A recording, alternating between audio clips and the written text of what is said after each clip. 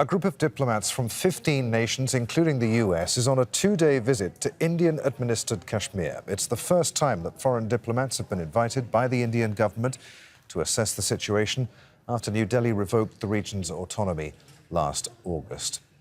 Hafsa Kanjwal is Assistant Professor of South Asian History at Lafayette College. She joins us now via Skype from the US state of New Jersey. Good to have you with us. How credible is this visit? This is actually not a credible visit at all. I see it as a scripted propaganda tour. The Modi government knows that it has received some international condemnation of what it's done to Kashmir in the past 5 months, the communication clampdown, massive detentions and arrests, and other human rights violations. And it's also important to note that there is actually a House resolution in the U.S. Congress, 745, that has received bipartisan support.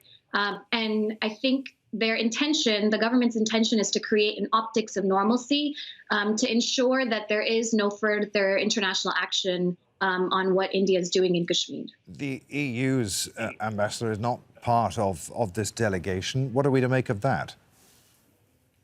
I think that was a good step that the EU took because it understood that this was a scripted tour. And I think the nature of the tour I've just read reports that basically the delegation was brought into Kashmir in the late morning today. They were directly taken in a huge motorcade to the army headquarters where they were given a security briefing. And then they were again taken to another location where they met with a hand-picked group of politicians and journalists that appraised them of the situation.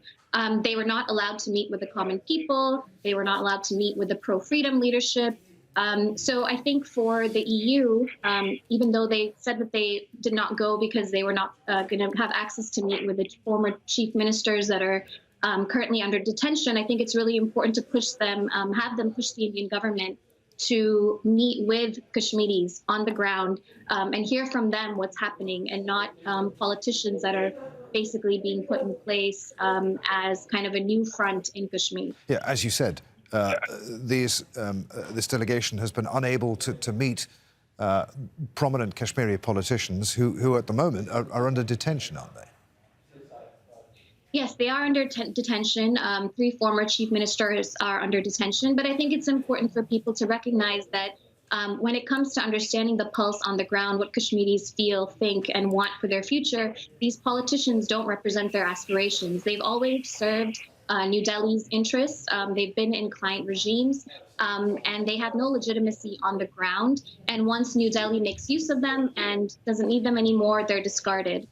So I think, again, it's really important for this delegation to meet, or any future delegations to meet people on the ground, especially the pro-freedom leadership that has been under detention well before August 5th.